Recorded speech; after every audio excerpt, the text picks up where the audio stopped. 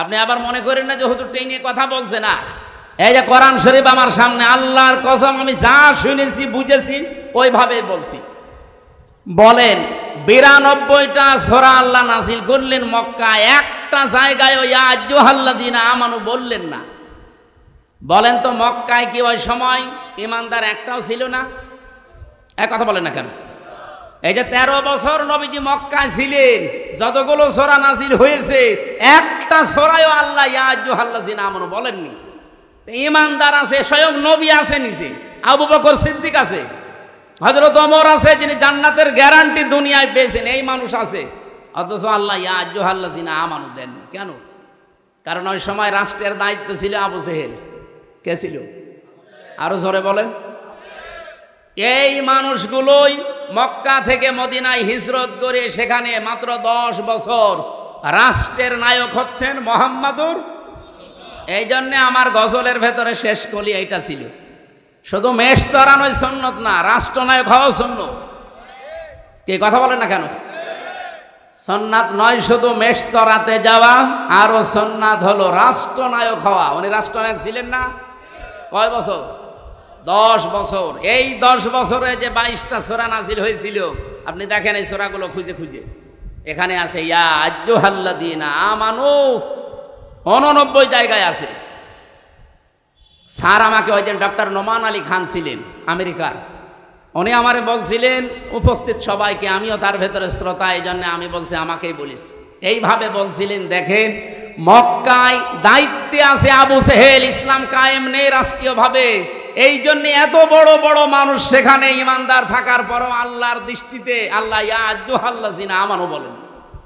কিন্তু এই মানুষগুলোই মদিনায় যেয়ে রাষ্ট্র ক্ষমতা রাসূলুল্লাহ হাতে নিলেন, আর এখানে রাষ্ট্রীয়ভাবে কোরআনে কারিমের 500 বিধান চলতো। এ কারণে আল্লাহর দরবারে তারা যারাই ছিল ওই দেশে সব এখন যারা ইমানদার সত্য সত্য, তারা এখন পরিপূর্ণ ইমানদার। আল্লাহর দৃষ্টিতে তারা ইয়া আইয়ুহাল্লাযীনা আমানু এর পর্যায়ে। বাংলাদেশে যতদিন পর্যন্ত ইসলাম রাষ্ট্রীয়ভাবে কায়েম না হয়ে আবু জেহেল, আবু লাহাব, উতবা, সাইবার মতো মানুষেরা এই দেশে দায়িত্বে থাকবে, আপনি যত বড়ই পাগড়ি মাথায় দেন আর যত বড়ই নবীওয়ালা কাজ করছি বলে নিজেকে প্রচার করেন, আল্লাহর দৃষ্টিতে আপনি 100 ভাগ ইমানদার হতে পারবেন না। 100 ভাগ ইমানদার হওয়া যায় তখন যখন এই বিধান 500 আছে শরীয়তের বিধান, কয়টা? এগুলো রাষ্ট্রীয়ভাবে চলবে। আর রাষ্ট্রীয়ভাবে চললে যে কি শান্তি পাওয়া যায়, আমি তো নিজে বিভিন্ন দেশে যাই, চোখে দেখে আসি। আপনি আফগানিস্তানে যান, মনে হবে একটা মিনি জান্নাতে আছি। আরে ভাই, খালি খেলেই ভালো থাকা যায়? আপনার নিরাপত্তা লাগবে না? আপনি আল্লাহর আইনের বিরুদ্ধে অবস্থান নিয়ে নিজেকে প্রচার করেন, ভয় পান না। এই জন্য কোরআন জানিয়েছে ওয়া কাইফা আখাফু মা আশরাকতুম ওয়ালা তাখাফুনা আন্নাকুম আশরাকতুম বিল্লাহ মা লাম ইউনাজ্জিল বিহি আলাইকুম সুলতানা ওয়া কাইফা আখাফু, আমি কেমন করে ভয় করব? তোমরা যাদেরকে আল্লাহর সাথে শরীক করো তাদের বিষয়ে আমি কেমন করে ভয় করব, অথচ তোমরা আল্লাহর সাথে শরীক করে ভয় করো না। আমরা আল্লাহর আইন জমিনে কায়েম করতে গিয়ে বিভিন্ন উল্টাপাল্টা নাম শুনি, গালিগালাজ শুনি, হুমকি ধামকি পাই, কেন ভয় করব? আপনি আল্লাহর আইনের বিরুদ্ধে মানুষের তৈরি করা আইন কায়েম করতে গিয়ে ভয় পান না। আর আমরা ভয় পাইব মানে আপনার পক্ষে কোনো দলিল আছে? বলেন, আপনি যার আইন দুনিয়ায় কায়েম করতে চান তার পক্ষে কোনো দলিল আছে? তার চরিত্র আছে? তা আমরা যার আইনের কথা বলি, যার আইন কায়েম করতে চাই, আল্লাহর কসম কোনো ভয় আমাদের অন্তরে আর নেই। কারণ আমাদের নিরাপত্তার দায়িত্ব ডক্টর ইউনূসের। কার? ফাজ্জুল ফারিকাইনি আহাক্কু বিল আমনি। আহাক্কু ইসমে তাফসীল।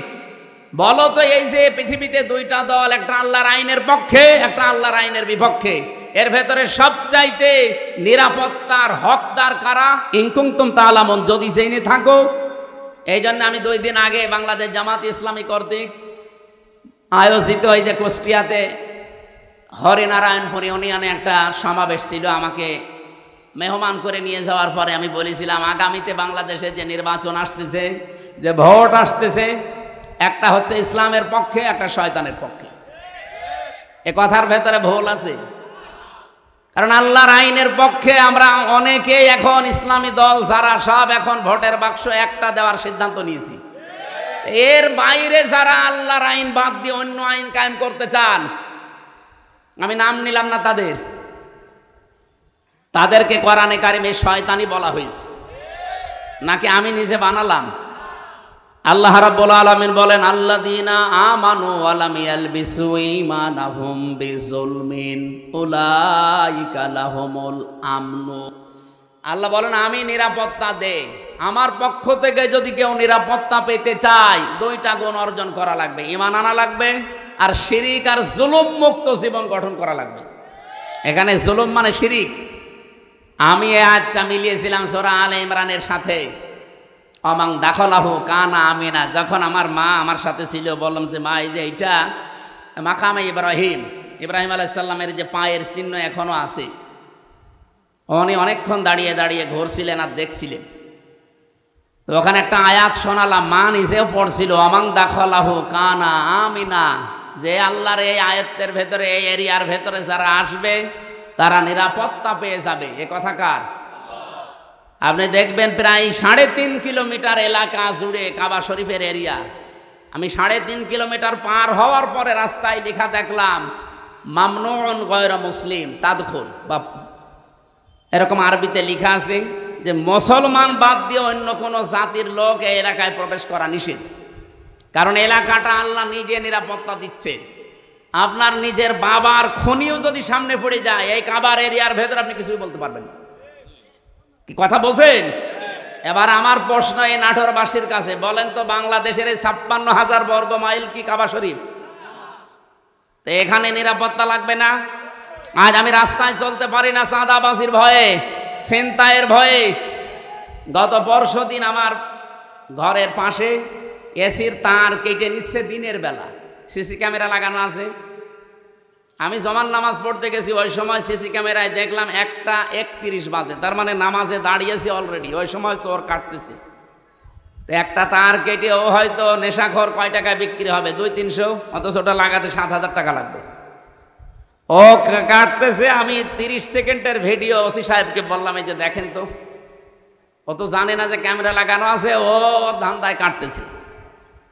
ওসি সাহেব বলছে, ঠিক আছে, আমি শনাক্ত করতে পেরেছি, দেখছি। আল্লাহ, বিকালে বলছে হুজুর ধরে ফেলেছি। বিকালে ধরা পড়ার পরে জিজ্ঞাসা করলাম, কি? বলছে আচ্ছা করে পিটালাম। বলছে এর আগেও 2 বার কেটেছিলাম। তার মানে ঠিকই বলেছি, এর আগেও 2 বার কেটেছি। কি করলেন? বছরে চালান দিয়ে জেলে পাঠিয়েছি। তো এই যে এই লোকটা দিনের বেলায় আমার নিরাপত্তা নেই, আমার জিনিসের চুরি হয়ে যাচ্ছে।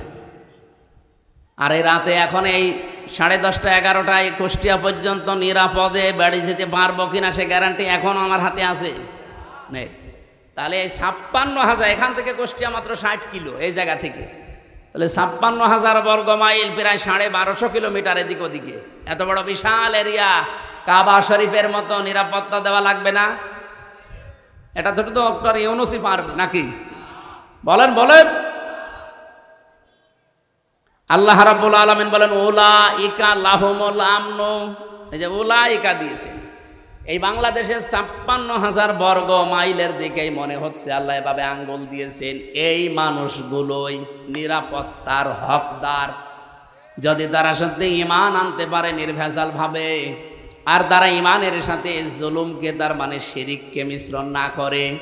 বাংলাদেশে নিরাপত্তার সাথে চলতে হলে দেশ শিরিক মুক্ত করা লাগবে।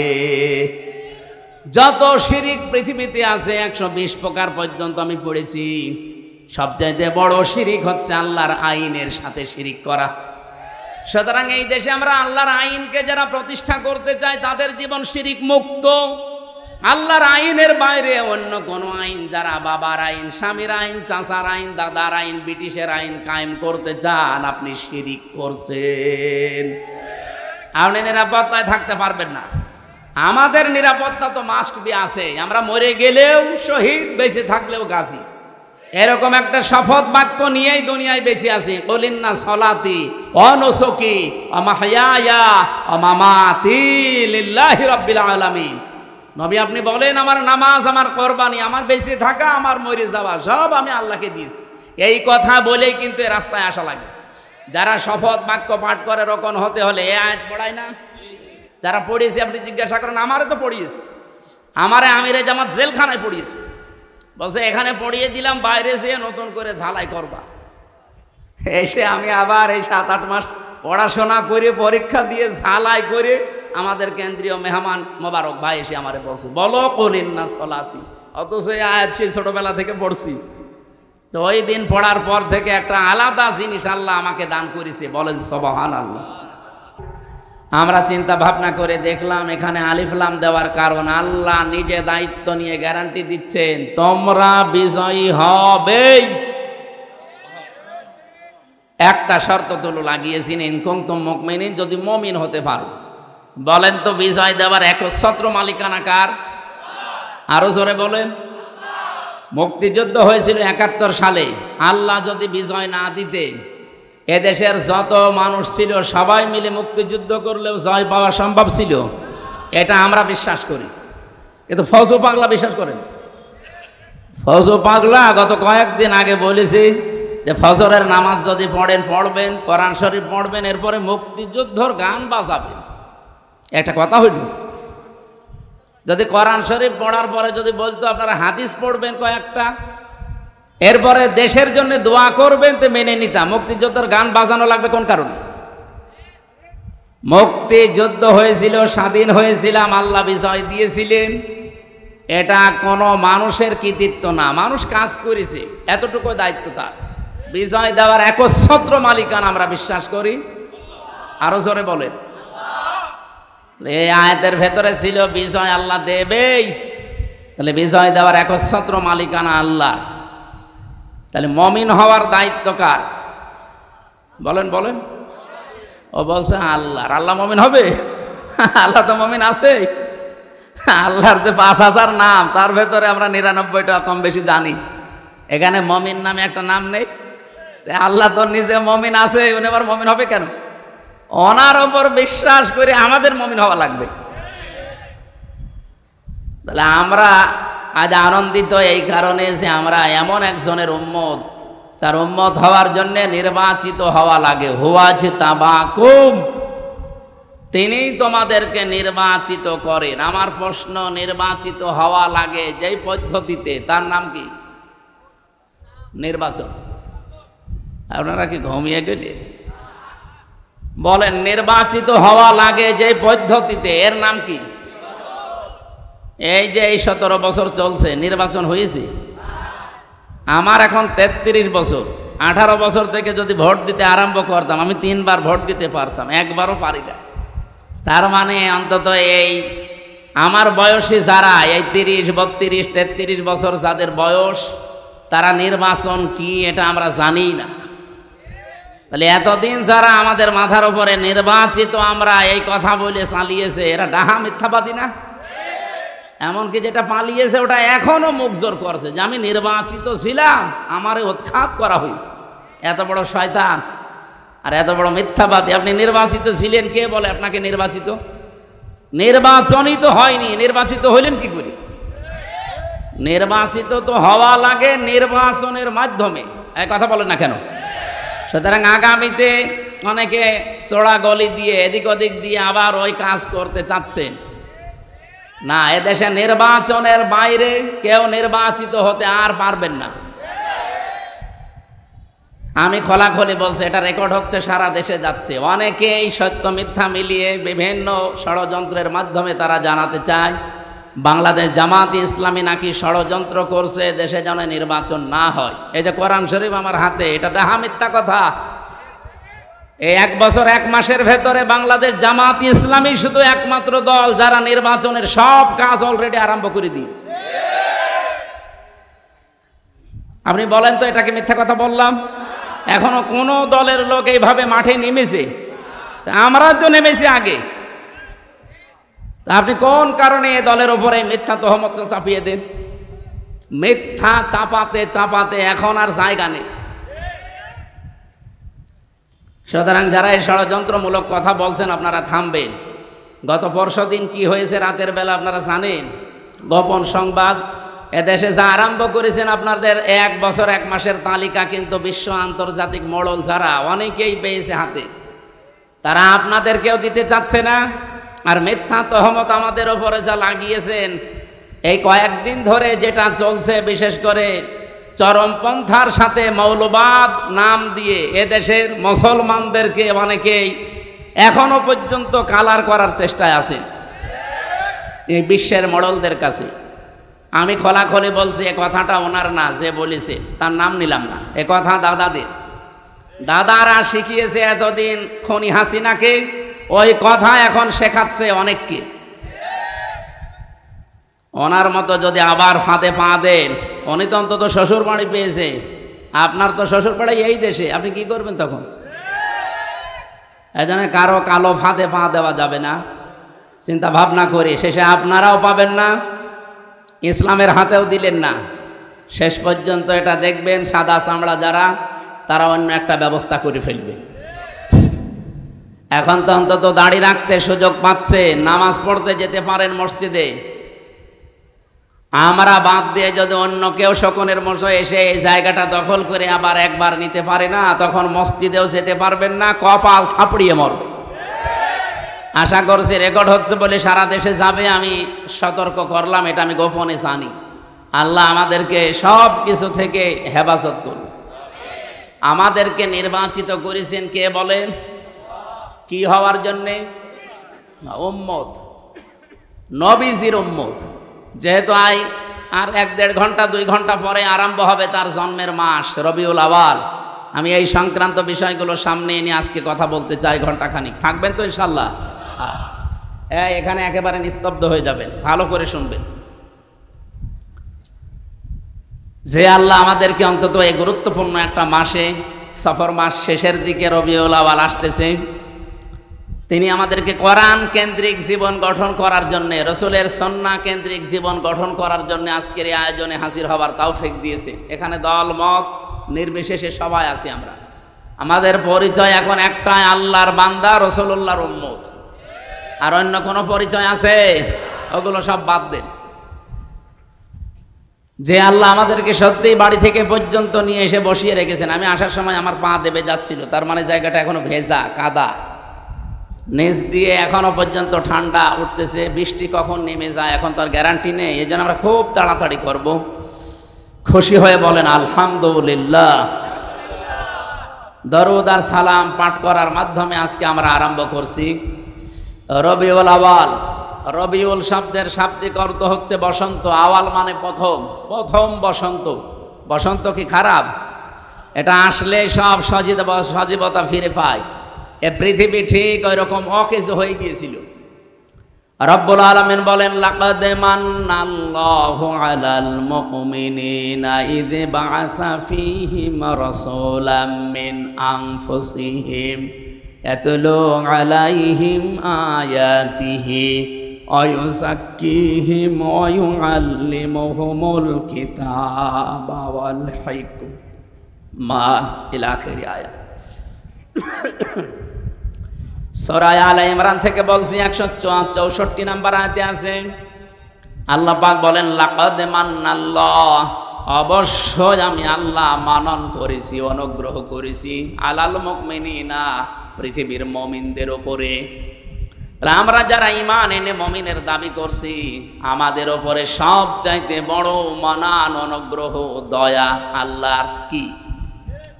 ইয বাআসা ফীহিম রাসূলা, আমি একজন রাসূল পাঠিয়েছি তোমাদের মাঝে। এটা সবচাইতে বড় মানন আল্লাহর।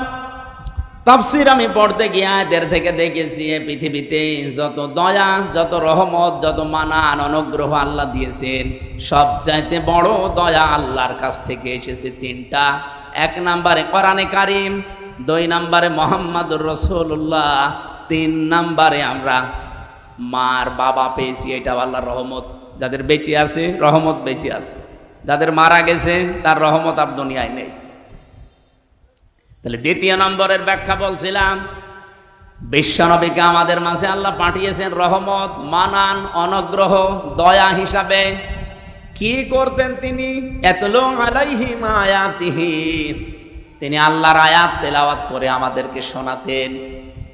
আজ ওপেন বলছি, আজ যত রকমের কথা বিভিন্ন রাজনৈতিক দল, বিশেষ করে বাংলাদেশে যারা দিন কায়েম করতে চান, তাদের ওপরে আপনারা ছড়িয়ে দেন, তাদের ওপরে আপনারা বসিয়ে দেন, তাদের ওপরে আপনারা চাপিয়ে দেন। তাদেরকে বলছি যে মানুষগুলো বাংলাদেশে বলেন আমরা নবীওয়ালা কাজ করি, এই বাংলাদেশ সহ বিশ্বে নবীওয়ালা কাজ করছে যারা এই 4টা কর্মসূচি হাতে নিয়েছে। 1 নম্বরে ইয়াতলু আলাইহিম আয়াতিহি, যারা আল্লাহর আয়াত তেলাওয়াত করে মানুষকে শোনায়। আরে ভাই, আমি তো নিজে সাক্ষী দিচ্ছি, এতদিন তো ওইভাবে অ্যাক্টিভ ছিলাম না। জেল থেকে বের হয়ে অ্যাক্টিভ হয়ে দেখলাম বাংলাদেশ জামাত ইসলামী এবং ইসলামী ছাত্র শিবির আর ইসলামী ছাত্রী সংস্থা, এই 3টার ভেতরে আমি শুধু পেয়েছি তারা কোরআন তেলাওয়াত করে আগে মানুষকে শোনাবে। এটা প্রথম কর্মসূচি। এটা শোনাতে হলে নিজের যোগ্যতা লাগবে।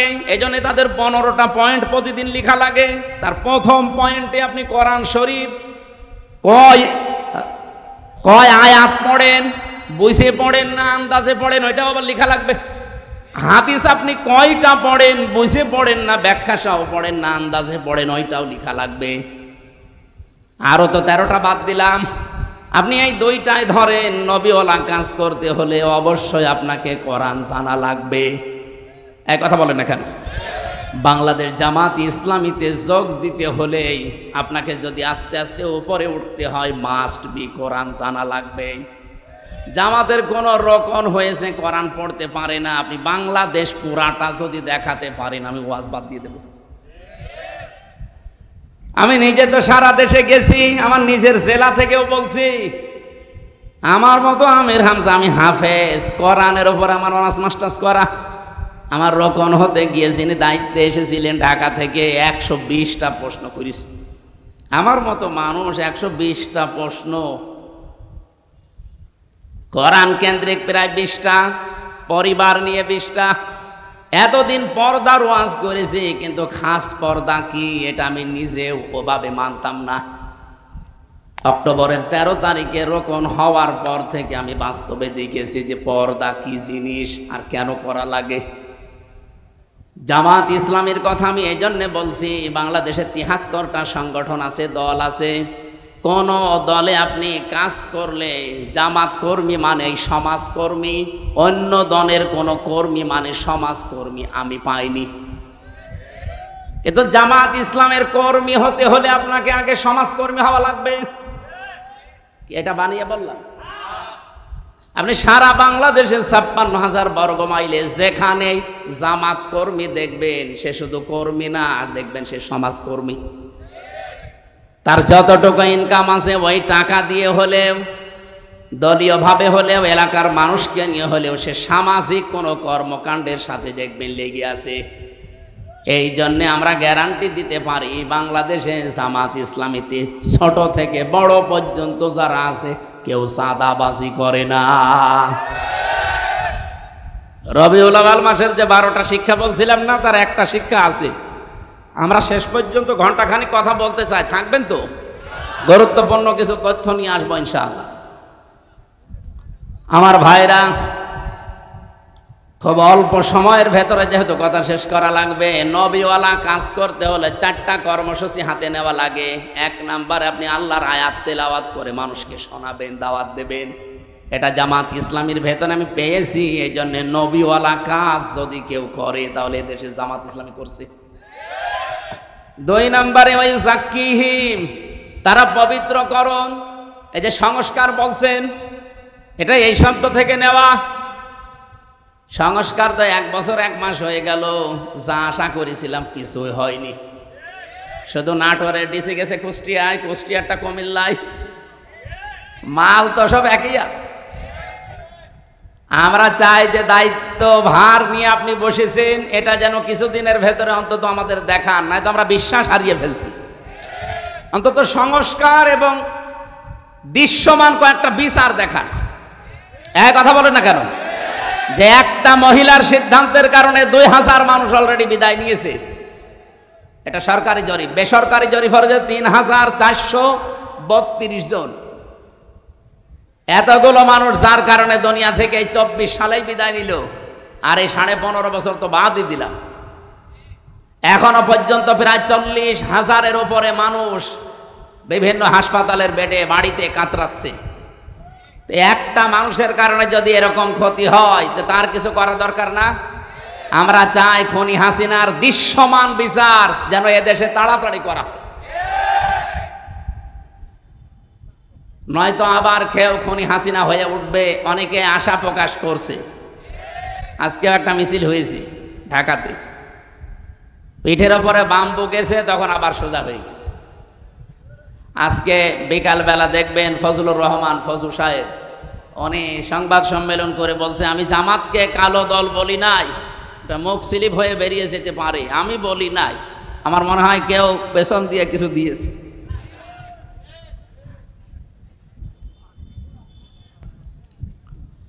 আমার ভাইরা, আমি শুধু ইঙ্গিত দিয়ে গেলাম। কোরআনে কারিমে এরকম 4টা জায়গায় 4টা আয়াত একই রকম শুধু শব্দ হেরফের করা আছে। সূরা বাকারা 129 নম্বর আয়াত, সূরা বাকারা 152 নম্বর, 151 নম্বর আয়াত, 164 নম্বর আয়াত, আর সূরা জুমা 2 নম্বর আয়াত। এই 4টা জায়গায় একই কথা আছে যে নবীওয়ালা কাজ করতে হলে এইগুলো করা লাগে। যারা এ দেশে করছে আপনি নির্দ্বিধায় বিশ্বাস করতে পারেন কোরআনের সাথে তাদের মিল আছে, তারাই মাত্র নবীওয়ালা কাজ করছে। আল্লিমুহুমুল কিতাব, 3 নম্বরে তারা কিতাবের শিক্ষা ব্যবস্থা চায়। এই বাংলাদেশে যতগুলো আন্দোলন হচ্ছে আল্লাহর কোরআনকে শিক্ষা ব্যবস্থায় নিয়ে যাওয়ার জন্য আপনি তাকান। এই যে 15 বছরের ভেতরে একটা বিষয় দেখবেন, আগে 5 এবং 8-এ বৃত্তি পরীক্ষা হতো, 100 মার্কের কোরআন হাদিস থাকতো, সেটা এই 15 বছরে পোড়াটা তুলে দিয়েছে, একটাও নেই। আমরা দাবি জানিয়েছি, আমরা আহ্বান জানাচ্ছি, যেহেতু আপনি 2জন নবীর নাম নিয়ে বসে আছেন, ডক্টর মোহাম্মদ ইউনুস, কয়জন নবীর নাম? মোহাম্মদ ইউনুস, 2 নবীর নাম নিয়ে আছেন। অন্তত এই কাজটা করে যান যাওয়ার আগে, যে আমরা 1 থেকে মাস্টার্স পর্যন্ত দেশে এই কোরআনের 100 মার্কের কম্পালসারি সাবজেক্ট চাই। এই চান না এটা? সেদিন বাংলাদেশ জাতীয়তাবাদী দলের একজন সর্বোচ্চ পর্যায়ের নেতা, ওনার কাছ থেকে আহ্বান পেয়েই তিনি এসেছিলেন। বাংলাদেশের পথিতযশা যারা আলেমে দিন আছে বড় বড়, ডক্টর কাজী ইব্রাহিম, মুফতি ইব্রাহিম, এরপরে শায়েখ আহমদুল্লাহ, এরপরে শায়েখ হারুন ইসহার, আমি নিজেও ছিলাম, এরকম আরও যারা আছে, মাওলানা মামুনুল হক, শাকাওয়াত হোসেন রাজি আমিনী সাহেবের যে জামাই, এরকম বাংলাদেশের যতগুলো আলেম আছে সব এক জায়গায় হয়েছিল। তারা সবাই চাচ্ছে, এবং জাতীয়তাবাদী দলের গুরুত্বপূর্ণ কয়জন ছিল, আমি নাম নিলাম না, এই মানুষগুলো এসে সবাই তাদের মনের ভেতরে এই আশঙ্কা যে যেভাবে চলছে এইভাবে চলতে থাকলে আমাদের ছেলে মেয়েরাও শেষ বয়সে আমাদেরকে বৃদ্ধাশ্রমে রেখে আসবে। কারণ তারা আমার সাথে 3 বছর জেলে ছিল, আমি নিজে দেখেছি, পরিবর্তন হয়েছে তারা অনেকে। তারা এখন চাচ্ছে যে কোরআনে কারিম যেন অন্তত 100 মার্কের কম্পালসারি প্রত্যেকটা জায়গায় হোক। আমরা কোরআন কেন্দ্রিক হতে চাই। এর বাইরে যারা আছেন দাদাদের প্রেসক্রিপশন অনুযায়ী চলেন, ওনাদের ফোফা ছাড়া চলতে পারেন না। আপনার কপালে কিন্তু আমার মনে হয় ফজুর মতো গালিগালাজ খাওয়া লাগবে। দেখেন না আজকে কি গাল দিয়েছে, দেয় ফজু বেরিয়ে আয়। একটা কথা হলো, আলেমদের বিরুদ্ধে কথা বলার ফল এটা। এই জন্য সাবধান থাকবেন, আপনিও যেন এরকম রাস্তায় নেমে আবার গাল না খান। বলে আমরা চাচ্ছি নবীওয়ালা কাজের এই 3 নাম্বার কর্মসূচি হাতে নিতে। আমি গ্যারান্টি দিতে পারি, বাংলাদেশ জামাতে ইসলামীকে যদি আল্লাহ ওই জায়গায় পৌঁছিয়ে দেয়, আল্লাহর কসম সংসদ থেকেই পাস হবে এটা ইনশাআল্লাহ। কোরআনে কারিমে দেশে 92% মুসলমান আমরা। হ্যাঁ, অন্য ধর্মের যারা আছে তাদের ধর্মগ্রন্থ তারা পড়বে, কোনো অসুবিধা নেই, কিন্তু 92% আমরা মুসলমান। আমরা চাই এদেশে 1 থেকে শুরু করে মাস্টার্স পর্যন্ত একটা ছেলে যখন বের হয়ে আসবে অন্তত যেন আলেম হয়ে বের হয়ে আসে। আজকে আমার কুষ্টিয়ার ডিসি পাল্টিয়ে গেছে, উনি খুলনায় গেছে, পটুয়াখালীর একজন যিনি উনি আজকে এসে জয়েন করেছে। সাক্ষাৎ করেছিলাম আগেরটার সাথে, উনি অনেকদিন ওএসডি হয়েছিল, শেষ পর্যায়ে এসে কুষ্টিয়াতে দায়িত্ব পেয়ে চলে গেছে আজকে। আমি যতটুকু কথা বলে তার সাথে বুঝেছি, ভেতরে তার কোরআনে কারিমের যতটুকু আলো আল্লাহ দিয়েছে, এই জন্যে কুষ্টিয়াকে অন্তত সাদাবাজ মুক্ত করার জন্য তিনি চেষ্টা চালাচ্ছিলেন। কিন্তু কিছু মানুষের কারণে আল্লাহরে বান্দা আর পেরে দেয়নি, এখন খুলনাতে চলে গেছে। আল্লাহ যেন সফলতার সাথে, সততার সাথে এবং এখলাসের সাথে দায়িত্ব পালন করার তৌফিক দিন। আজকে কুষ্টিয়ার সবচাইতে বড় অফিস, আমি ওখানে গিয়েছিলাম দুপুরবেলা, অনেক সময় ছিলাম। উনি আমারে বলছিলেন, আমি প্রায় 16-17 বছর ওএসডি হয়েছিলাম। আল্লাহ যখন আমাকে দায়িত্বে এনেছেন, আর আমি যতদিন কুষ্টিয়ায় আছি, উনি গ্যারান্টি অন্তত আমাদের 8-9 জনের সামনে দিলেন যে যারা সততার দিক থেকে, চরিত্রের দিক থেকে 1 বছরে এগিয়ে আছে, আমি তাদের মাধ্যমে কুষ্টিয়াতে কাজ করতে চাই। তিনি নাম নেয়নি, কিন্তু আমি জেনেছি তারা হচ্ছে বাংলাদেশ জামাত ইসলাম। 1 বছর 1 মাসের ভেতরে তাদের কোন চরিত্রে খুঁত পেয়েছেন আপনি? বিড়ি খায় এমন একজন কর্মী পেয়েছেন? বাকিগুলো তো বাদই দিলাম। আর বাকি অন্যান্য যারা আছেন, এই 73টা দলের অধিকাংশ দল, আমি সবাই বলি নাই, অধিকাংশ আপনি মিলিয়ে দেখবেন, তারা যাদের আদর্শ নিয়ে রাজনীতি করে, ও আদর্শই না। তা আমাদেরকেও যারা মওদুদির অনুসারী, মওদুদির উম্মত পর্যন্ত বলে ডাকেন, আপনি মানুষ। আমরা মওদুদির উম্মত মানে, মওদুদির অনুসারী মানে, আমরা তাকে ফেকার ইমামও মানি না, তাকে আমরা মাযহাবের ইমামও মানি না। তার হাজার হাজার দিক নির্দেশনা আছে, শুধু একটা বিষয় আমরা গ্রহণ করেছি, এই গণতান্ত্রিক পদ্ধতিতে ইসলামকে তার জায়গা মতো নিয়ে ইসলামের কাজগুলো করার এই একটা পদ্ধতি নিয়েছি। আপনার যদি এটা ভালো না লাগে, আপনি অন্যটা নেন, কিন্তু আপনি আমাকে মওদুদির উম্মত বলেন, অনুসারী বলেন, কোন কারণে? আমি কি তার মতো টুপি মাথায় দিয়েছি? বলেন, তার টুপির যে সাইজ আপনি দেখেননি?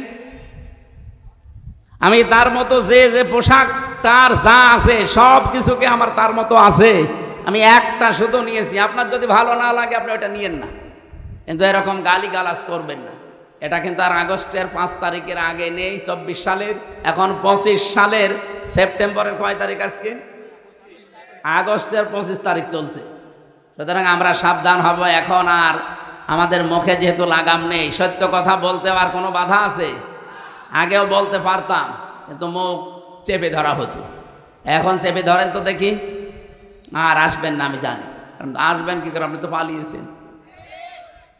আমার ভাইরা, নবীওয়ালা কাজের যে দোহাই দিয়ে আমরা অনেকে মানুষকে ধোকা দিচ্ছি, আজকে আমি বলতাম না এটা, শুধুমাত্র তেলাওয়াতকৃত আয়াতটা, এই সূরা কি আনআম 165টা আয়াত আছে, এটা নাজিল হয়েছে মক্কায়। এখান থেকে একটা বিষয় আমার মাথার ভেতরে ঘুরপাক খাচ্ছে, এই কারণে নিয়ে আসলাম এটা। 4 নাম্বারটা আগে বলি, তারপরে আমি বলছি। ওয়াল হিকমা, হিকমতের সাথে কাজ করা লাগবে। আজ যারা এ কথা মিডিয়ার সামনে এসে আলেম নামে কলঙ্ক, তারা জালেম নাম নিয়ে এগুলো বলেন যে 5 কোটি মানুষ এক জায়গায় হলেই কি ইসলাম কায়েম হয়ে যাবে? 5 কোটি না, এ বাংলাদেশের সব মানুষ এক জায়গায় হলেও ইসলাম কায়েম হবে, এ কথা আমরা বলি না। ঢাকার মহাসমাবেশে ইসলাম কায়েম হয়ে যাবে কথা কেউ বলেছে বাংলাদেশে? বলেন। আপনি আগ বাড়িয়ে বলতে গেলেন মানে অবশ্যই আপনার পেছনে কেউ কাতুকুতু দিচ্ছে। কেউ না জানুক, আমরা তো জানি। 5 কোটি 5 লাখ 5,000 মানুষ এক জায়গায় হলে ইসলাম কায়েম হবে, কথা আমরা যেহেতু বলি না, সুতরাং এইটা আমাদের দিকে চাপিয়ে আপনি কোন দিকে ইঙ্গিত করছেন আপনি ভালো জানেন, আমরা হালকা জানি। আমরা এটা হেকমাত হিসাবে এই অনুষ্ঠানটা করতে যদিও 3 কোটি 3.5 কোটি টাকা খরচ, কিন্তু এটার দ্বারা ইসলামের, বিশেষ করে এদেশে ইসলামপন্থী মুসলমানদের যা হয়েছে 100 বছরও এটা হয়নি। এক সমাবেশে আন্তর্জাতিক মহল থেকে বিশেষ করে যতগুলো রাষ্ট্রদূত বিশ্বের কাজ করে এই দেশে, সব এখন জামাত অফিসে এসে ধর্ণা দেয়। আপনি দেখেছেন প্রতিদিন বাংলাদেশে বিভিন্ন দেশের রাষ্ট্রদূত, বিভিন্ন দেশের উপপ্রধানমন্ত্রী পর্যন্ত এসে দেখা করে যাচ্ছে। এমনি এমনি করে তারা বিদেশি সাংবাদিক আমি যাদের সাথে পরিচিত হয়েছিলাম ওই দিন, তারা পর্যন্ত বলেছে যে একটা দলের ডাকে এত মানুষ এক জায়গায় হয়, এটা পৃথিবীর মনে হয় প্রথম ইতিহাস। ওই সাংবাদিক ফ্রান্সের, উনি ইংরেজিতে বলছিলেন যে একটা দলের ডাকে এত মানুষ ঢাকাতে, এটা মনে হয় পৃথিবীর প্রথম ইতিহাস, এত মানুষ এক জায়গায় হয়নি। গত 2 দিন আগে ভারতের তামিলনাড়ুতে বিজয় থালাপতি নাকি যেন নাম, ওনার নামটা আমি ভালো জানি না, বিজয় থালাপতি এরকমই দেখলাম পত্রিকায়, উনি ডাক দিয়েছে 4 লাখ মানুষ এসেছে। আর বাংলাদেশ জামাত ইসলামের আমির ডাক্তার শফিকুর রহমান ডাক দিয়েছিল 4 লাখ।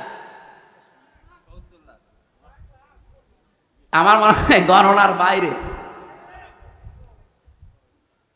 তাই আপনি কি মনে করছেন যে এই সমাবেশ যদি বাংলাদেশের আর 73টা দল আছে, যে কোনো দলকে করতে দেন তো 3 কোটি টাকা না, আমি 30 কোটি টাকা তাদেরকে বলবো খরচ করতে, তাও তারা এর অর্ধেক মানুষ নিয়ে আসতে পারবে না। কারণ আমরা যারা এদেশে জামাত ইসলামী থেকে ওই জায়গায় গিয়েছিলাম, এটা ইবাদত মনে করে গিয়েছিলাম, এটা একটা হেকমা। আমরা হেকমার ব্যাখ্যায় অনেকগুলো বিষয় ছিল, আমি সবগুলো নিয়ে আসতে পারছি না। আমি শুধু এই মক্কা এবং মদিনায় নাজিল হওয়ার একটা প্রেক্ষাপট নিয়ে আসতে চেয়েছি। এদিকে তাকান, এ সূরা নাজিল হয়েছে মক্কায়। কোথায়? কোরআন শরীফের ভেতরে মক্কায় নাজিল হওয়া সূরা 92টা, আর মদিনায় নাজিল হওয়া সূরা 22টা। অন্য আরেকটা বর্ণনা আছে 86টা আর 28টা। আমরা প্রথমটায় ধরলাম। তাহলে এই সূরাটা মক্কায় 165টা আয়াত আছে, আমরা মাত্র একটা আয়াত পড়েছি। আমার এই মাথার ভেতরে এই আয়াত নিয়ে যত তথ্য আছে, এই 1 ঘন্টা তো এমনি বললাম, কিয়ামত পর্যন্ত আলোচনা করলো এই আয়াত শেষ হবে না। এত কথা এর ভেতরে আল্লাহ লুকিয়ে রেখেছে। আমরা হালকা টান দিয়ে কিছু বের করতে পারবো ইনশাল্লাহ, ওইগুলো আপনাদেরকে ডেলিভারি দেবো ইনশাআল্লাহ। তাহলে সূরাটা নাজিল হয়েছিল কোথায়? মক্কায়। এই জন্য সূরার নাম মাক্কি সূরা। মদিনায় যতগুলো সূরা নাজিল হয়েছে সবগুলোকে বলা হয় মাদানী সূরা। তো শিক্ষা কি? আপনি দেখবেন যতগুলো সূরা মক্কায়, এই 92টা সূরার কোন জায়গায় ইয়া আইয়ুহাল্লাযীনা আমানু পাবেন না। আপনি যারা আছে কোরআন পড়ে শেষ পর্যন্ত পড়িয়েছি উপর থেকে, অবশ্যই শুরু থেকে শেষ পর্যন্ত এনাদের পড়া আছে। স্টেজের সামনের কাতারে যারা, একটাও বাদ নেই, প্রত্যেকেই 1 থেকে শেষ পর্যন্ত পড়িছে। কিন্তু আপনি বলেন এই 92টা সূরা ইয়া আইয়ুহাল্লাযীনা আমানু নেই। ইয়া আইয়ুহাল্লাযীনা আমানু, ওহে যারা ঈমানের দাবি করো, এই কথা আছে শুধুমাত্র মাদানী সূরার এই 22টা সূরা, তাও 89 জায়গায় শুধু। বলেন এবার বাস্তবতা কি? আমার এই মাথার ভেতরে আমি এটা পেয়েছিলাম, এই মালয়েশিয়া বিশ্ববিদ্যালয়ে একটা সেমিনার ছিল, ওখানে প্রায় 28টা দেশের শিক্ষক শিক্ষিকা এসেছিল। ওই সেমিনারে কথা বলতে আমারও 2 মিনিট সময় দিয়েছিল, যে তাকওয়ার ব্যাখ্যাগুলো আপনি সঠিকভাবে 2 মিনিটের ভেতরে তুলে ধরেন। একজনকে এক একটা দিয়েছে। তার ভেতরে ওটা ফ্রান্সের, হ্যাঁ শিক্ষক ফ্রান্সের, উনি একটা তথ্য বলছিলেন, পৃথিবীতে সবচাইতে দামি পানি ওয়াটার কোনটা বলেন তো? না, এটা তো আমিও বলেছিলাম, কিন্তু আমি বলেই ধরা খেয়েছি। আরে ভাই, 1 গ্লাস জমজমের পানি কয় টাকা? আমার কাছে আছে, আমি 5 লিটার পানি কিনে নিয়ে আসলাম, আসার সময় 12 টাকা নিল। 12 টাকা মানে বাংলাদেশে মনে হয় 380 টাকা। 1 টাকায় 32 টাকা, তো সেই হিসাবে 380 টাকা না কত হয়, তাও 5 লিটার। 1 গ্লাস পানির দাম খুব বেশি হলেও কত 20-22 টাকা হবে বাংলাদেশে। এবার বাস্তবতা বলেন, পৃথিবীতে সবচাইতে এখন দামি পানি যেটা, না অ্যাকোয়া ক্রিস্টালা, ওই যে নীতা আম্বানির বউ, নীতা আম্বানি পান করে, কি না, কি আম্বানি ওনার নাম? মুকেশ আম্বানির স্ত্রী নীতা আম্বানি। এটা স্বর্ণের কি যেন মিশিয়ে দেয় ওর ভেতরে, খুব দামি পানি। 1 লিটার পানির দাম বাংলাদেশের 3.5 লাখ টাকা। আমার মনে হয় মহিলার যদি 24 ঘন্টায় অন্তত 3-4 বোতল পানিও লাগে, 3-4 লিটার, কত টাকার পানি লাগতে পারে আপনি বলেন তো? 10-12 লাখ টাকার শুধু পানি খরচ হয় তার, আর বাকি যা তো বাদই দিলাম। এই পানিটা খুব দামি পানি। এই প্রশ্নের উত্তর আমি ওই দিন আমিও আপনাদের মতো একেবারে হুসুকে বাঙালি জমজমের পানি, জমজমের পানি। আমার হিসাব মিলিয়ে স্যার আমারে জিজ্ঞাসা করছে কোথা থেকে এসেছেন। আমি বললাম আরবিতে, বললাম যেহেতু মেন বাংলাদেশ। উনি আরবি ইংরেজি অনেকগুলো ভাষা আয়ত্তে আছে ওনার। তা আমারে বলছে যে এইভাবে লেখাপড়া করলে হবে, বিশ্ব সম্পর্কে জানা লাগবে না। তো ওই সেমিনারে একটা বিষয় আমি পেয়েছিলাম এইটা, তার ভেতরে যেহেতু জ্ঞান অর্জন করলে ওইটা আবার পৌঁছিয়ে দেওয়া লাগে। এ নির্দেশ কার? বাল্লেগো আন্নি ওয়ালাউ, একটা বাক্য যদি জানো ওটা পৌঁছিয়ে দাও। সেই হিসাবে আমি পৌঁছিয়ে দিতে চাই, সঠিকভাবে তুলে ধরবো। মানবেন তো ইনশাল্লাহ? আমার ভাইরা, আমি যে কথাটা তুলে আনতে চেয়েছিলাম, বাংলাদেশে এই 54 বছরে এখনো পর্যন্ত আল্লাহর বিধান একটাও চলছে না। সুতরাং আল্লাহর দৃষ্টিতে আমরা এখনো পরিপূর্ণ কামিল মুমিন হতে আপনি জোর করে দাবি করলেও হবে না। এটা তো বলা লাগবে কোরআন আর হাদিসের দৃষ্টিতে। 92টা সূরাতে আল্লাহ ডাক দিলেন না, অথচ মক্কা ইমানদার ছিল, কিন্তু দায়িত্বে ছিল আবু জেহেল। কে ছিল? কিন্তু মদিনায় যাওয়ার পরে আল্লাহর বিধান কায়েম করে দায়িত্বে ছিল রাসূলুল্লাহ। তাহলে বাংলাদেশেও রাসূলুল্লাহর খাঁটি উম্মত যারা আল্লাহর আইন চায় সৎ লোকের, এই বিধানগুলো দিয়ে 500 আইন যেদিন বাংলাদেশে কায়েম হবে, সেই দিন এই দেশের মানুষ বুক ফুলিয়ে বলতে পারবে আমি ইমানদার। তাদেরকে আল্লাহ ডাক দেবেন, ইয়া আইয়ুহাল্লাযীনা আমানু। আমার কথা মনে হয় আমি অল্প সময় হলেও বোঝাতে পেরেছি। তাহলে এই দেশে ইমানদার হয়েও যদি এখন মারা যেতে চান, পরিপূর্ণ কামেল মুমিন ইমানদার, তাহলে এই দেশে ইসলাম কায়েমের আন্দোলন করা নফল না ফরজ? আরো জোরে বলেন। সবাইকে আল্লাহ আমার এই কথা শোনার পরে নিয়ে আসবে, বিষয়টা এমন না। সূরা শুরার শেষের দিকে আছে 13 নম্বর আয়াতে আল্লাহ পাক বলেন, আনা কাইমুদ্দিন ওয়ালা তাতাফাররাকু ফি, দিন কায়েম করো, এ বিষয়ে কোনো মত পার্থক্য ফতোয়াবাজি মতবিরোধ করবা না। নবী আপনি এ কথা বললেই সবাই দলে দলে আসবে তা না। কাবুর আলাল মুশরিকিনা মা তাদউহুম ইলাই, আপনি যেদিকে মানুষকে ডাকেন দিন কায়েম করার জন্যে, সবচাইতে বেশি খারাপ লাগবে কথাটা শুনলে মুশরিকদের। আমি কি বানিয়ে বললাম? কাবুর আলাল মুশরিকিনা মা তাদউহুম ইলাই। নবী যেদিকে ডাকেন মানুষকে, যে দিন কায়েম করা লাগবে, এটা ফরজ, সব নবী করেছে, সবাই আসবে না। মুশরিকদের কাছে সবচাইতে বেশি খারাপ লাগবে। তা আমরা দিন কায়েমের কথা বললে আপনি ট্যাগ দেন কোন কারণে? আপনি কি মুশরিক? আপনি মুশরিক না, আপনি আসতেও চান না কেন? সে কথাও আল্লাহ পরে শেষের দিকে দিয়েছে। আল্লাহু ইয়াজতাবি ইলাইহি মাইয়াশা ওয়া ইয়াহদি ইলাইহি মাইয়ুনিব। আল্লাহ যাকে ভালোবাসে, পছন্দ করে, শুধুমাত্র তাকে এই দিন কায়েমের জন্য মনোনীত করে। ওয়া ইয়াহদি ইলাইহি মাইয়ুনিব, এবং যে মন থেকে আল্লাহর দিকে ফিরে আসতে চায়।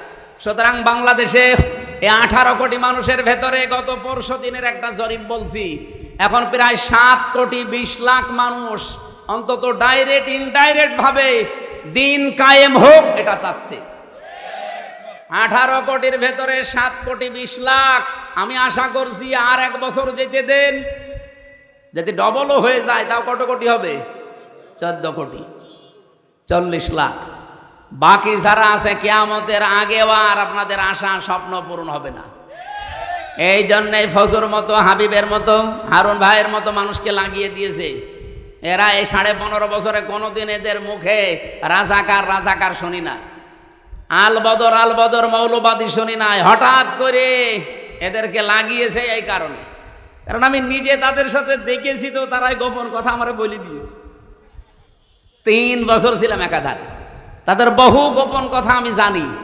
এতদিন বলে না, এখন হঠাৎ করে এই ভাঙা বাইক বাঁচিয়ে বাংলার মানুষকে বিভ্রান্ত করতে চাচ্ছেন।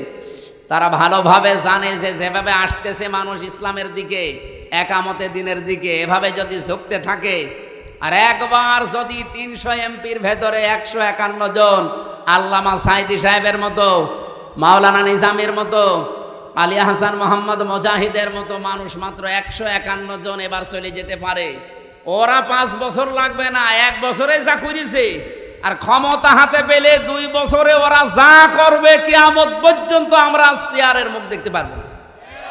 এইটাই বাস্তবতা। আমি একেবারে কাছে থেকে এই কথাগুলো শুনেছি, এটা ডেলিভারি দিয়ে দিলাম, আপনারা প্রচার করেন যা। সুতরাং ফজুর মুখে এবং হাবিব ভাইয়ের মুখে চুনকালি পড়বে।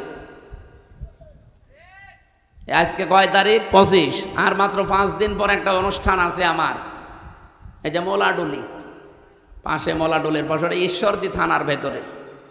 আল্লাহর ওলিরা না এটা বন্ধ করে দেবে, বলেন সুবহানাল্লাহ। আরে ভাই, এতদিন মসজিদের মেম্বারে দাঁড়িয়ে এই কথাগুলো বললে আপনারা বলতেন যে বিশাল সাহসী হুজুর, অথচ খালি সময়ের পরিবর্তে এই কথাগুলো এখন বললে আপনি বলেন যে মসজিদ কি রাজনীতি করার জায়গা? কি আশ্চর্য গো! মসজিদে যদি রাজনৈতিক কথা বলা না যায়, তো মসজিদে কি করবেন? আপনি মসজিদে নববীতে যান, এখনো মেহরাবটা আছে, ওখানে উপরে আজান দেয়, নিচে অস্ত্র রাখার জায়গা। মেহরাব মানে কি? অস্ত্রাগার, যেখানে অস্ত্র রেখে দেয়, ইমাম সাহেব তার উপরে দাঁড়ায়, খুতবা দেয়, জাতিকে সতর্ক করে। আর সেই মসজিদে এখন চাঁদাবাজদের বিরুদ্ধে, চরিত্রহীনদের বিরুদ্ধে কথা বলতে গেলে বলে, হ্যাঁ মসজিদ কি রাজনীতি করার জায়গা? রাজনীতি কোথায় করবো? ঝড়ে জঙ্গলে।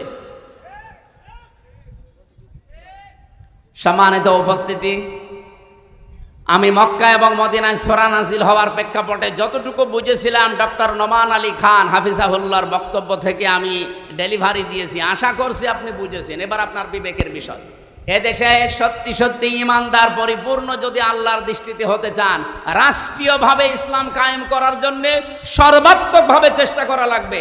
আর সবাইকে আল্লাহ নিয়েও আসবে না, আল্লাহ যাকে পছন্দ করে এবং যে মন থেকে আসতে চায় তাকে দিয়ে আল্লাহ এই কাজ করাবে। সুতরাং এই 7 কোটি 20 লাখ মানুষকে আমার মনে হয় আল্লাহ পছন্দ করে ফেলেছে। বাকি যাদেরকে এখনো পছন্দ করেনি তারা লাইনে থাকেন, সিরিয়াল করেন, একটা একটা করে আসেন। এই কথা বুঝতেছেন?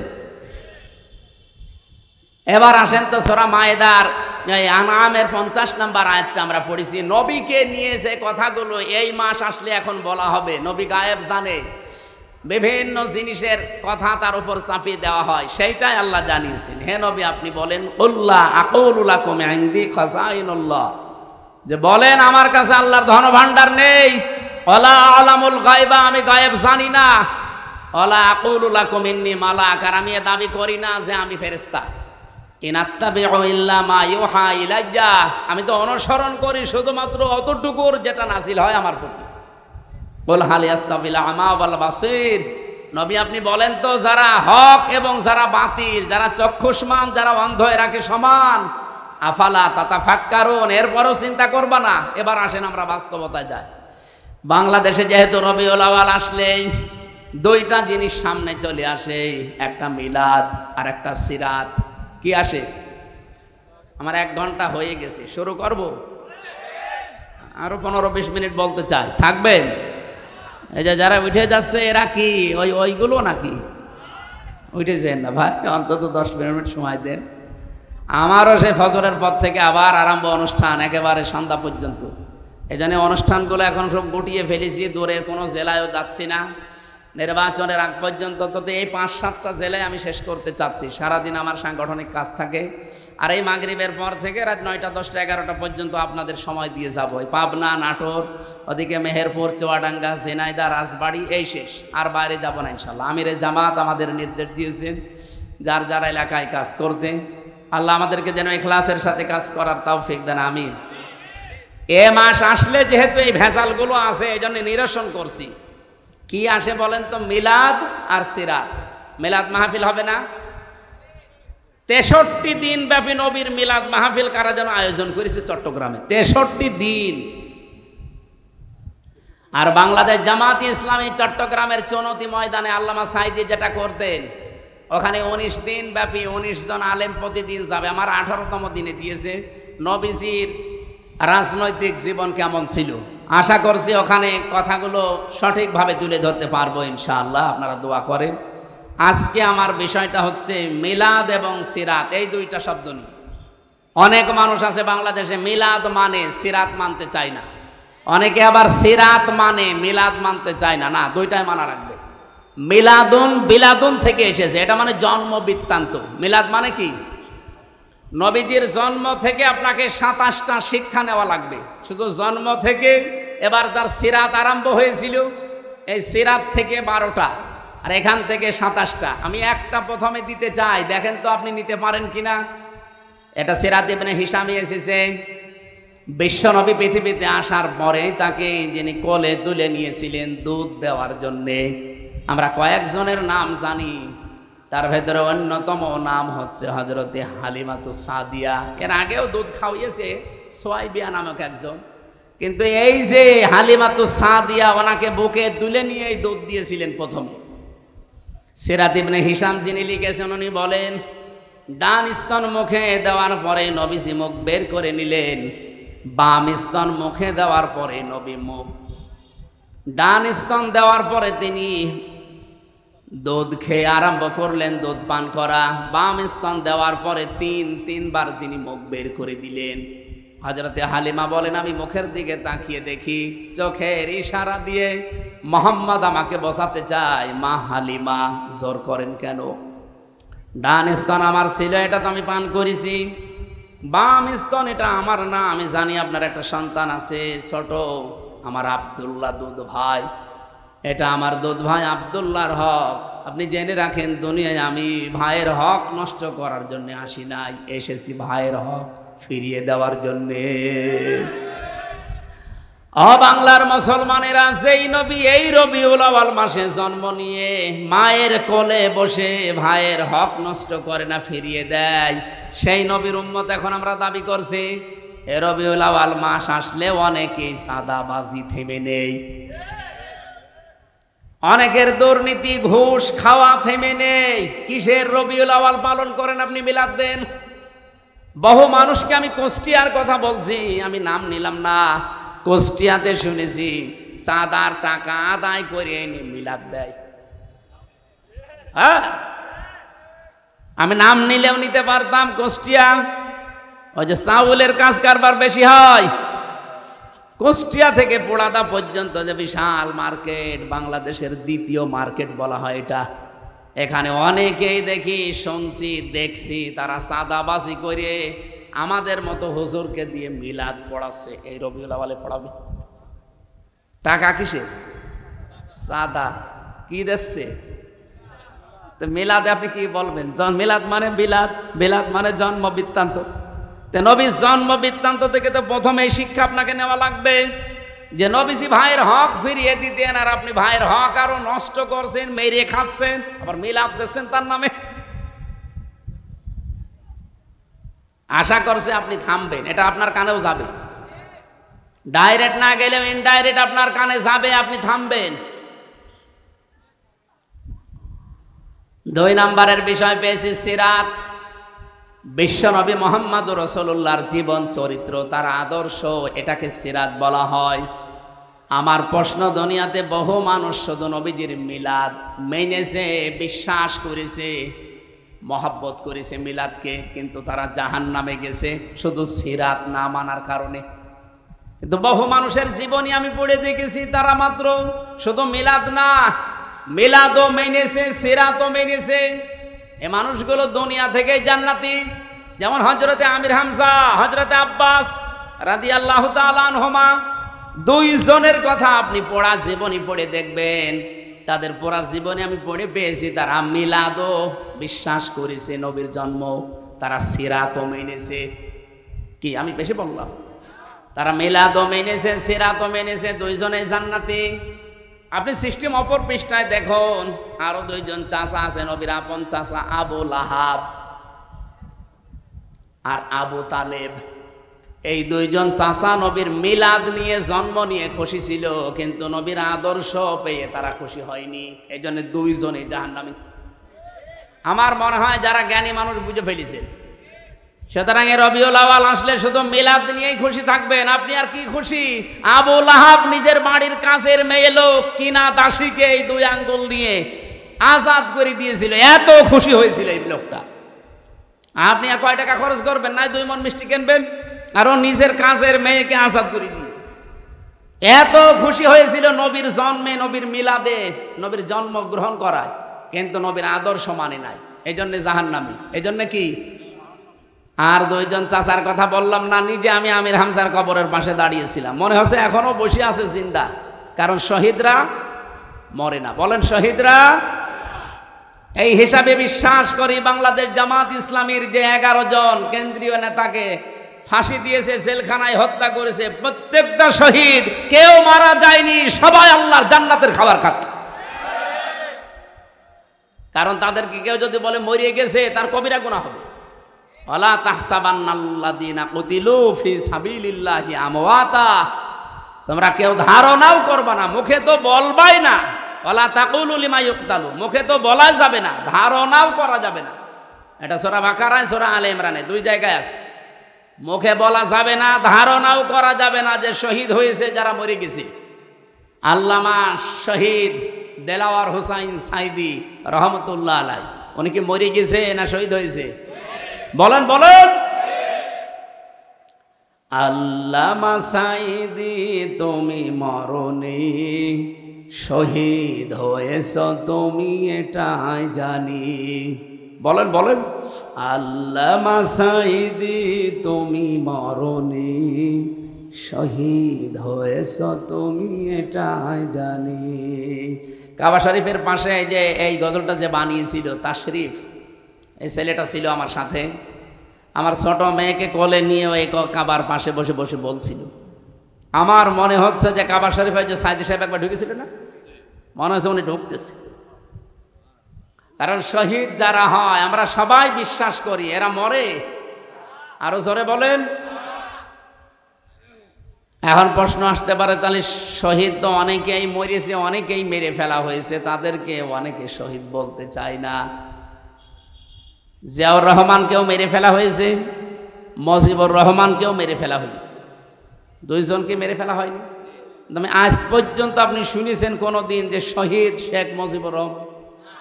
কেউ বলে। শহীদ জিয়াউর রহমান বলে। আমি আশা করব শহীদ জিয়ার যে আদর্শ ছিল, উনি যে মনোভাব নিয়ে রাজনীতি করতেন, বাংলাদেশে যারা বিএনপিতে আছেন তার মনোভাবে ফিরে আসেন। তিনি সারা জীবন ছিলেন ভারতের বিরুদ্ধে। আপনি তার জীবন পড়ে দেখেন, সারা জীবন তিনি ভারতের আগ্রাসনের বিরুদ্ধে ছিলেন। আর আপনি কি দল করেন যে দাদাদের কথা ছাড়া নড়তে পারেন? তার মানে আপনি ওনার আদর্শের ওপরে আর নেই। ওনার রাজনৈতিক জীবন একটু ভালোভাবে পড়ার আহ্বান জানাচ্ছি। আমরা যাকে মেনে চলছি, যার দেখানো পথে চলছি, শহীদ আল্লামা দেলাওয়ার হোসাইন সাইদি সারা জীবন ভারতের আগ্রাসনের বিরুদ্ধে কথা বলেছে। বাংলাদেশ জামাত ইসলামীতে যারা আছে তাদের একই মনোভাব। আপনি দেখেন, কারো মাতব্বরি আমরা পছন্দ করি না। হ্যাঁ, আপনি বন্ধুত্বের হাত বাড়িয়ে দেন, প্রতিবেশী হিসাবে আমরা মেনে নেব। মাতব্বরি করবেন ওটা আমরা মানি না। কথা বলেন না কেন? মাতব্বরি মেনে নেওয়া যদি মানুষের স্বভাব হতো তাহলে সিঙ্গাপুর মেনে নিত। সিঙ্গাপুরের পাশে মালয়েশিয়া, 5 ডবল না, আমার মনে হয় সিঙ্গাপুরের চাইতে মালয়েশিয়া কমপক্ষে 50 ডবল বড় হবে। কারণ বাংলাদেশের এই নাটোর যত বড়, সিঙ্গাপুর এত বড় না। নাটোরে এই মাথা থেকে ও মাথা কত, 60-70 কিলো হবে না? 60-70 কিলোর বেশি হবে এ মাথা ও মাথা, অথচ সিঙ্গাপুর মাত্র 42 কিলো। তাহলে সেই হিসাবে বাংলাদেশের 64টা জেলা, নাটোর তো খুব বড় জেলা না, কুষ্টিয়া চাইতেও ছোট। সেই হিসাবে আমি বলছি যে সিঙ্গাপুরের চাইতে মালয়েশিয়া 50 ডবল বললে ভুল হবে, আরো বড়। কারণ মালয়েশিয়া বাংলাদেশের কমপক্ষে 7 ডবল, এর চাইতে 7 ডবল বড় বাংলাদেশের চাইতে। অথচ তার পাশে সিঙ্গাপুর ঠিক বন্ধুত্বের হাত বাড়িয়ে দিয়েছে। তাদের এরকম তার কাটা দেওয়া নেই। বন্ধুত্বের হাত বাড়াবেন আপনি, প্রতিবেশী তার কাটা দিয়ে রাখবেন কোন কারণে? বিশ্বের কতগুলো উন্নত দেশ ঘুরে আসলাম, যারা আজ বন্ধুত্বের হাত বাড়িয়েছে, প্রতিবেশী কই? তাদের তো তার কাটা নেই। আপনাদের সাথে আমাদের শত্রুতার কারণ এইটাই, আপনারা আন্দাজে নাক গলাতে চান। এটা যতদিন মেয়ে ছিল ততদিন আপনি পেরেছেন, এখন মেয়ে নেই আর পারবেন না। নতুন করে কাউকে জামাই বানাতে চাইলে আগে জামাই বানান, তারপরে। আর আমরা আপনার জামাই হব, কারণ আপনার সাথে আমাদের আত্মীয়তা করা জায়েজ না। আপনার হচ্ছে বললাম না, মুসলমানই দেওয়া লাগবে। আমরা যে জাতি, আমাদের সাথে আপনাদের আত্মীয়তায় যেহেতু জায়েজ নেই, সুতরাং প্রতিবেশী যেভাবে থাকে ওইভাবে থাকে। আমরা আপনাদের বিরুদ্ধে যাব না, কিন্তু প্রতিবেশী যখন মালিকের স্রোত ধরবেন তখন সারা জীবন বিরোধিতা করা লাগবে। এই কারণে আমরা রাসূলুল্লাহকে শুধুমাত্র মিলাদে মেনে, সিরাতে না মেনে আবু লাহাব আবু তালেবের মতো হতে চাই না। আমরা হতে চাই আমির হামজা হযরত আব্বাস রাদিয়াল্লাহু তাআলা আনহুমা। মিলাদও মানতে চাই, সিরাতও মানতে চাই। সিরাত মানবেন কোথা থেকে? 40 বছর থেকে শুরু করে 63, এই 23 বছরে 1 সেকেন্ডও বাদ দিতে পারবেন না। অনেক সময় হয়ে গেল। আজকে আমার সকালবেলা থেকে অনুষ্ঠান শুরু, ফজরের নামাজ পড়ে, মানে প্রায় কালকে 8টা হিসাব করে লিখে দেখলাম, 8টা অনুষ্ঠান কাল সারাদিন। এরপরে মাগরিবের পর আবার সিরাত অনুষ্ঠান। আমি আজকে চালাতে গেলে অনেক সময় লেগে যাবে, আমি আর চালাতে পারছি না। 1 ঘন্টা 20 মিনিট চলছে। আগামী থেকে আবার দেখবো ইনশাআল্লাহ। আল্লাহুম্মা আমিন। লা ইলাহা ইল্লা আনতা সুবহানাক ইন্নী কুনতু মিনাজ জালিমিন। রব্বুল আলামিন, বিশ্বনবী যেটা না অনেকেই সেটা মনে করে তার সাথে পর্যন্ত শিরিক করে ফেলে। এই রবিউল আউয়াল মাস আরম্ভ হচ্ছে, আমাদেরকে তুমি বাঁচাও। তাকে যেই নিয়ামত দিয়েছিলে ওহী, ইনাত্তাবিউ ইল্লা মা ইউহা ইলাইয়া, সেই ওহী অনুসরণ করা